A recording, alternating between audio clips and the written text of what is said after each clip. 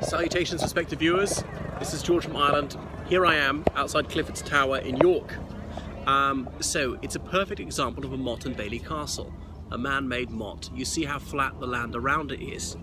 So William the Conqueror, he came to rule this country in 1066. He came up to York pretty soon after that. It was a very significant city. Many people of Danish and Norwegian descent were here. So he set the local people to work. They were forced to dig a huge pile of earth and pile it up there, you can see, to create this. And then they built a wooden castle on top. A bit of a haste. And obviously with the earth they piled up, that created a ditch around it like a moat. I don't think any water was flowing in it though. After some decades, well many decades, it settled sufficiently that they could rebuild it in stone. If they decided to try and build in stone straight away, after the earth had been piled up, it wouldn't have worked because it would have subsided quite a lot, possibly in a lopsided way, the whole thing might have collapsed. But anyway, another very significant example, a significant event that occurred at Clifford's Tower, well, is a most plangent tale. That's in 1190. Richard the Lionheart had become king the previous year, and the Crusades were on. The Pope was preaching to go to the Holy Land, that's Palestine and Israel, and to liberate it from the Muslims who were preventing Christian pilgrimage.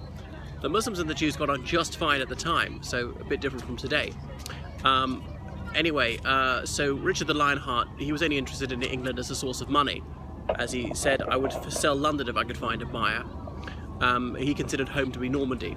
Anyhow, he told the Jews of London not to come to his coronation, but some disregarded that and showed up anyway to try and profess their loyalty, thinking they could get in the king's good book that way.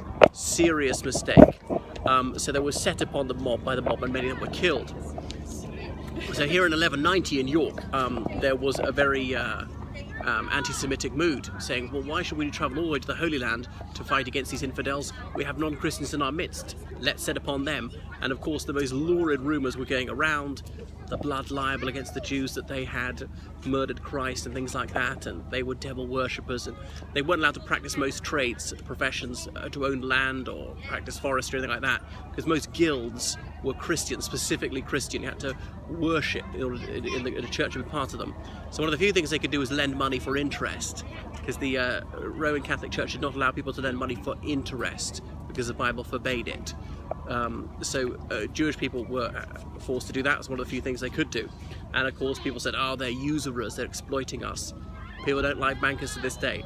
Anyhow, the Jewish community sentenced the growing hostility towards them, and they took refuge up here in Clifford's Tower, which is still wooden, over a century after it was built. And they were surrounded, they were besieged. They wouldn't let the keeper of the castle in because they didn't trust him anymore. Not sure how they managed to gain refuge there. And it was coming up to Passover. They were told you must come out and convert to the Christian faith, or you should all be put to death. And I think a few of them accepted the offer, came out and were baptized. But they realized they were going to be set upon and killed. So then the Jewish community decided that each man would kill his wife and children rather than have them fall into Christian hands and then commit suicide. So that's it, a very lugubrious tale, how the Jewish community here was wiped out by suicide. And if they hadn't done, they were going to be killed. So it's the most shocking example of racist violence in this country. I don't know, these Jewish people killed themselves, but they were going to be killed if they hadn't done. There were other times around England, that time when there were anti-Semitic attacks and Jewish people were murdered.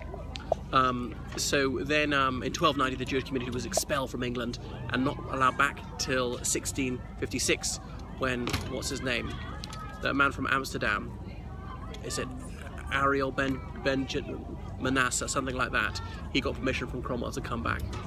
So Clifford Tower was seen as the centre of Yorkshire, not quite the geographic centre, we're slightly north of centre, so the city of York is in North Yorkshire really. But there were all sorts of other famous buildings around here, a prison for women and a courthouse, and these things have changed into just being museums these days. Castle Museum on the other side. And Clifford Tower itself, it's obviously was rebuilt in stone after that.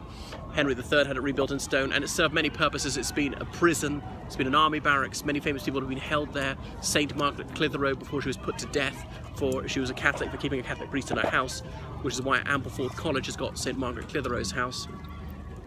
It caused great laughter amongst the boys when the headmaster something like 20 years ago at Aberforth, said the girls about to join the school, and their house will be called St Margaret Clitheroe's house, and the boys were laughing their heads off, thinking it sounded like Clitoris house. So someone had to go and tell their headmaster just to call it St Margaret's. It's the man who would not have known what a clitoris was. Anyway, back to Clifford's Tower. Where did I come to? Oh yes, Dick Turpin, the highwayman, was held there before he was executed in the early 18th century.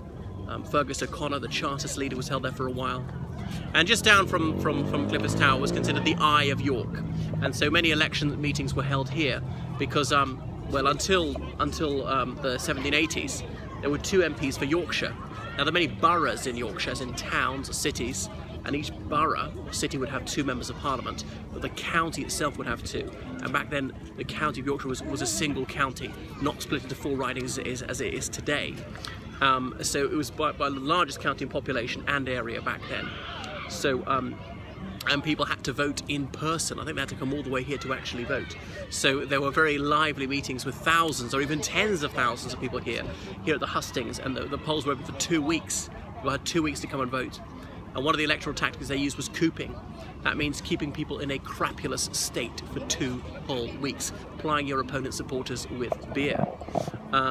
William Wilberforce was an MP for Yorkshire for a while. He came from Hull, not too far away, and he delivered some very stirring orations here. He was known to be a fabulous public speaker, and he denounced sedition, which is trying to seduce people from their loyalty to the king and the constitution. So Wilberforce, although he's renowned for the abolition of slavery, he was also highly conservative in other regards, thought that the upper class should dominate, the working class should not have any say in politics, and that revolution is downright evil, things like that. So not an entirely predictable character. So it's very worth visiting Clifford's Tower and seeing some of the things nearby. I'll turn around again. You can see that white building to the rear. That is the Rose Theatre. It's from Shakespeare's time. It's not the original building, of course. They've rebuilt it to give you an authentic experience of what it'd be like to be in a theatre around about 1600, just like the Globe Theatre at York. And indeed in Shakespeare's time, many of his plays were performed here in a theatre on that site, although I'm not aware that William Shakespeare ever visited the city of York. So that's it. It's very worth visiting as a tourist attraction.